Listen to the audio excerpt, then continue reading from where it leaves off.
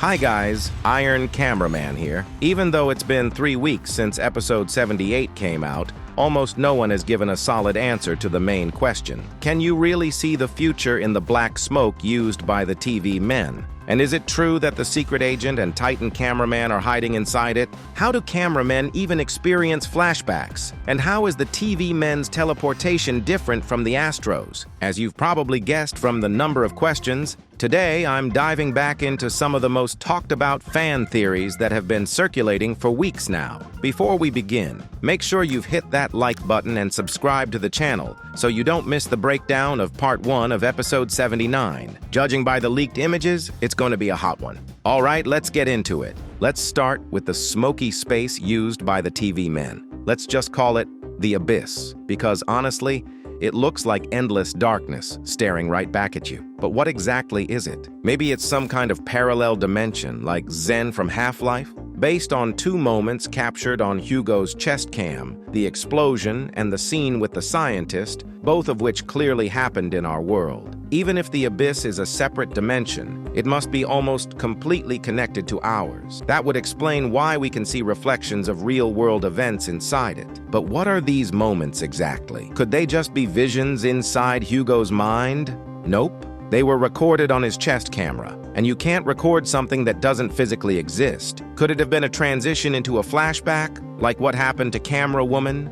Again, no. There's no visual shift. The footage plays smoothly, without any glitches or interruptions. And besides, that's not how cameramen experience flashbacks. See, their cameras basically act like a built-in hard drive, storing everything they see like a video archive. When they recall a memory, it's just replayed like a recording. But Hugo's chest cam didn't have the explosion or the scientist scene saved beforehand. That camera was installed by the engineer cameraman just minutes before Hugo entered the abyss. Another clue? Everything we saw lined up perfectly with what the big TV man was saying, like he was watching the exact same thing and giving commentary in real time. If it was just a vision in Hugo's head, there's no way both of them would have been seeing the same thing. And let's be real. If it were a memory, how was Hugo seeing himself from the outside? You can even spot his circular saw when you brighten the footage. So yeah, all of that points to what they saw being real, physical events, something like a time anomaly. But that raises another question. When did these events take place?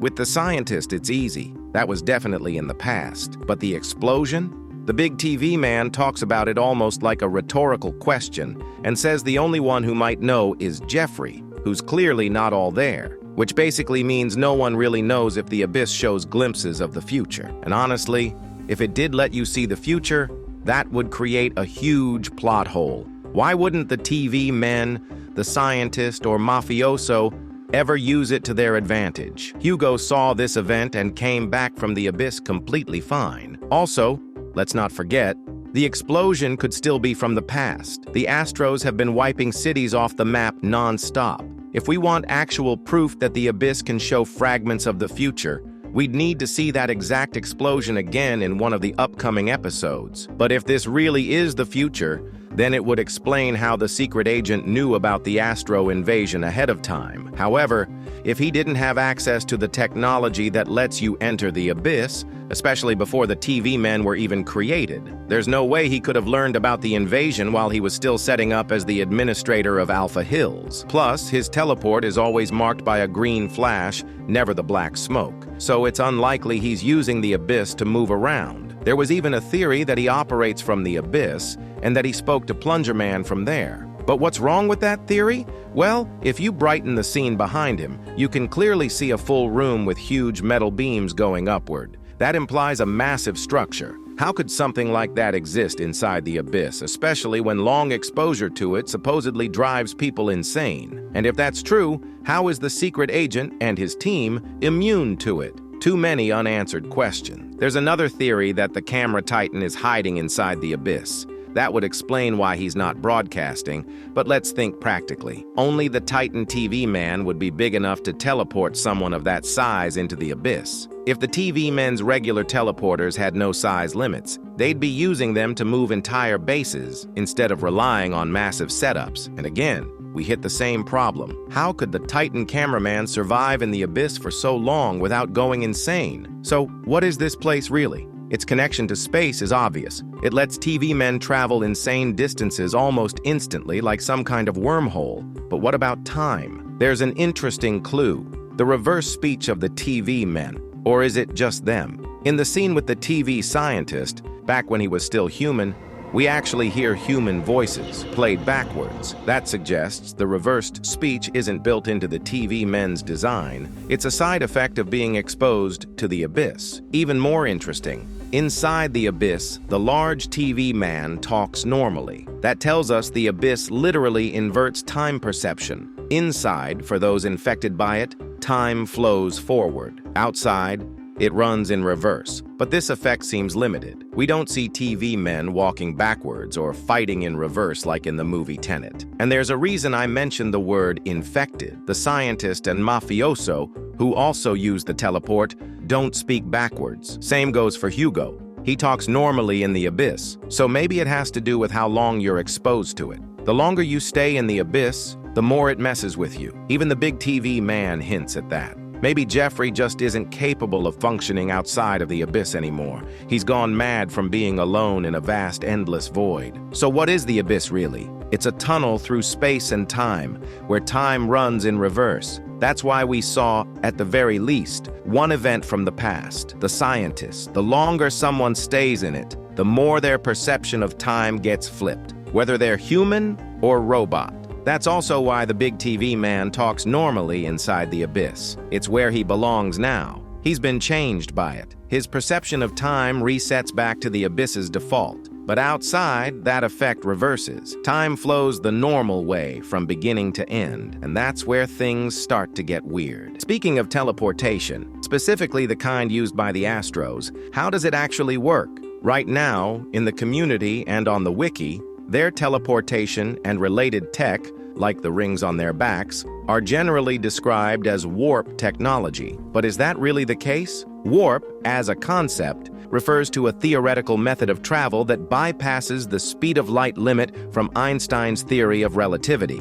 According to that theory, anything with positive mass would require infinite energy to reach or exceed the speed of light. Warp gets around this by distorting space itself. The idea is that the space around an object is compressed in front and expanded behind, creating a sort of bubble that can travel faster than light without breaking the rules of relativity. So do we see anything like that when Astros teleport? Not really. There's no space distortion happening around them when they move. If this were actual warp travel, we'd expect to see anomalies, like the kind you get in Stalker. But when the mothership shows up in one scene, we clearly see a portal appear before the mothership does. Warp doesn't work like that. It distorts space around the object, not in front of it. So what we're actually seeing is more like an artificially created wormhole, a shortcut through space that allows massive distances to be crossed in just a few seconds. But wormholes come with limitations. For example, the object traveling through it isn't moving in a straight line from point A to point B. It's more like folding space between 2 points. And while traveling through that wormhole, the object can't interact with anything outside of it. They're in completely different spaces. Yet, we saw Scorpion crash directly into G-Toilet at high speed. How's that possible if wormholes isolate the traveler?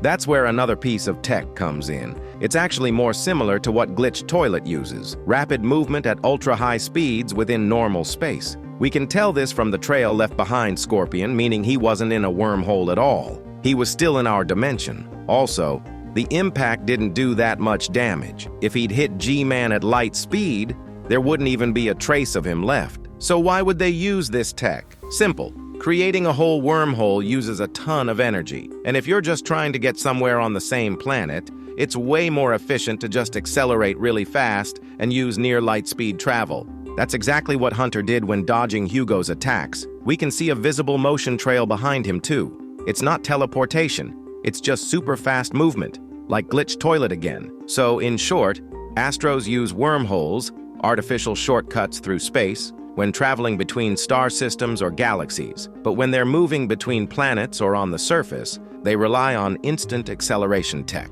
This time, as you've probably noticed, I went all in on breaking everything down and tackled each question in detail. If you want to see more deep dive episodes like this one, hit the like button and subscribe. That's the best way to let me know you're into it and want more. I've also got a couple more heavy-hitting videos in the pipeline. So yeah, we'll meet again soon.